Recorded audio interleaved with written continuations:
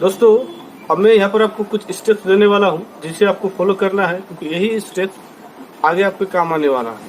तो पहला स्टेप है मार्केट रिसर्च। दोस्तों, सबसे पहले आपको अपने मार्केट का रिसर्च करना होगा और देखना होगा कि वहाँ पर कितने सारे बाइक ऑटो पार्ट्स की शॉप है, कितने सारे बाइक रिपेयर शॉप है और उनके पास किस तरह के कंपनी के बाइक ऑटो कंपोनेंट्स अधिकतर में, क्योंकि आपको मार्केट के डिमांड के हिसाब से ही अपने शॉप में भी पार्ट्स ऑटो कंपोनेंट रखना है। दोस्तों, अगर दूसरे स्टेप की बात करें तो वो है बिजनेस लोकेशन या सेटअप।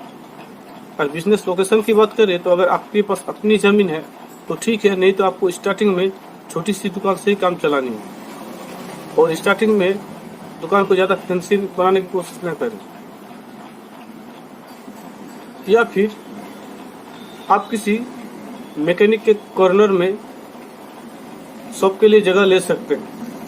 वहाँ पर आपको भाड़ा भी कम मिलेगा और कस्टमर भी डायरेक्ट मिलने की चांस ज़्यादा रहती है। दोस्तों, तीसरे स्टेप की बात की जाए तो वो है सामान कहाँ से लाएं। इसके लिए आपके पास 3 ऑप्शन है: लोकल मार्केट यानी कि लोकल होलसेल मार्केट, या फिर डायरेक्ट डिस्ट्रीब्यूटर से, या फिर ऑनलाइन प्लेटफॉर्म। लेकिन शुरुआत में आपको इनमें से किन्हीं 2 ऑप्शन को ही चुनना होगा। या तो फिर आप लोकल होलसेल मार्केट को चुने या फिर आप डायरेक्ट डिस्ट्रीब्यूटर को चुने।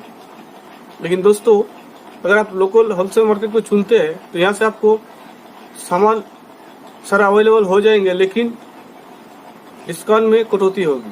मतलब कि रेट आपको थोड़ा ज़्यादा लग सकता है, लेकिन आपको सामान एनी टाइम अवेलेबल हो जाएंगे।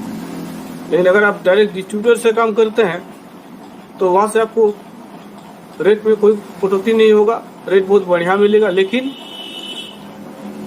आपको टारगेट में काम करना होगा, तभी आप डायरेक्ट डिस्ट्रीब्यूटर से काम कर सकते हैं। जैसे कि मान लीजिए, या तो आपको हर महीना आपका सामान बिके ना बिके 20,000, 30,000, 50,000 या 1 लाख या जो भी हो,